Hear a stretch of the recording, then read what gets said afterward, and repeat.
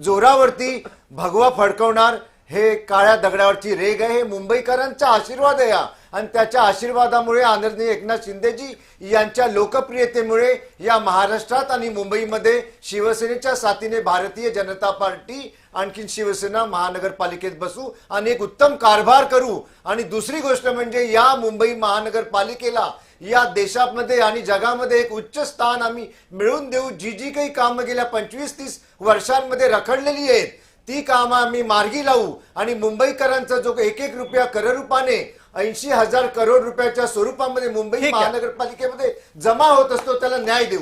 पटकन अरुण सावंत आपल्या या बातमीच्या निमित्तानं आणि या प्रतिक्रियेच्या बरोबरच आपल्या बरोबर प्रणिता आहे पुढच्या बातमीच्यासाठी। जी, जालन्यातून सर ही बातमी समोर येते। शिवसेना एक अपक्ष एक उमेदवार जालन्यात विजयी झालाय तर तिकडे भाजपचे 13 उमेदवार विजयी झालेले आहे।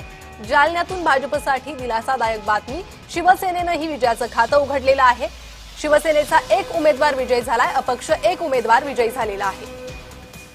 तर अमरावतीत मुख्यमंत्री फडणवीसांना मात्र धक्का बसलेला आहे।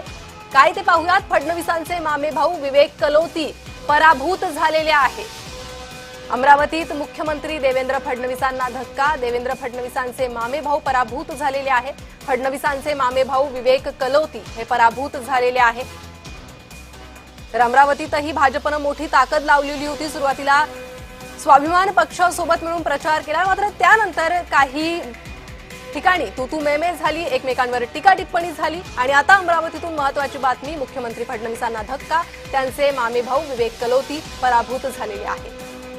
पुन्हा जाऊयात चर्चेकडे। पटकन या निमित्तानं आपण प्रतिक्रिया घेणार आहोत। आधी राम कुलकर्णी, त्याच्यानंतर लगेच कपिल ढोके बोलतील। बोला रामभाऊ, काय झालं हे? नाही, निकाल तसा जरी आलेला असला तरी जनमताचा आम्ही आदर करतो। त्या ठिकाणी जनतेचा कौल आम्हाला मान्य असतो आणि म्हणून भारतीय जनता पार्टी नेहमी जनमताचा आदर करणारी आहे, स्वागत करणारी आहे। तिथं माननीय मुख्यमंत्री यांचे नातेवाईक जरी असले तर त्या वार्डातील जनतेनं जो कौल दिलाय तो आम्हाला मान्य, यात काही शंका नाही। जनतेचा कौल मान्य करण्याची भूमिका घेत आहेत कपिलजी, आपण बोला। नाही, मुळात तो मान्य करावाच लागेल। जनतेचा कौल हा प्रत्येकाला मान्य असला पाहिजे। सुरुवातीला चांगली बातमी या ठिकाणी दिसत होती। एक प्रवक्ता, प्रतिनिधी आणि पत्रकार म्हणून नवनाथ बन विजयी झालेले आहेत, त्यांचं मी सुद्धा मनापासून अभिनंदन करतो। आता अमरावतीच्या मुद्द्यावर बोलणं अत्यंत महत्त्वाचं वाटते। अमरावतीमध्ये मुख्यमंत्र्यांचा फार इंटरेस्ट दिसतो। नगरपालिकेच्या निवडणुकीत सुद्धा चिखलदऱ्याला त्या मुख्यमंत्र्यांचे मामे भाऊ आल्हाद कलोती हे सुद्धा तिथे पराभूत झाले असते, पण या भाजपच्या लोकांनी सगळी ताकद वापरून सगळ्यांचे विड्रॉल करून घेतले आणि आल्हाद कलोतीला बिनविरोध केलं। मग त्यांचा कॉन्फिडन्स वाढला, त्यांना त्यांचा एक मामे भाऊ महानगरपालिकेत टाकावा वाटला, पण महानगरपालिकेत काँग्रेस आणि त्या ठिकाणी सगळ्या लोकांनी हुशारी दाखवली, कोणी विड्रॉल केले नाहीत। मुख्यमंत्र्यांचे मामे भाऊ त्या ठिकाणी पराभूत झालेले आहेत। म्हणजे मुख्यमंत्र्यांची जे काही आता पार्टी विथ डिफरन्स, घराणेशाही करत नाही असं म्हणण्याची जे काय योगदान आहे हो कलोती कुटुंबाचं?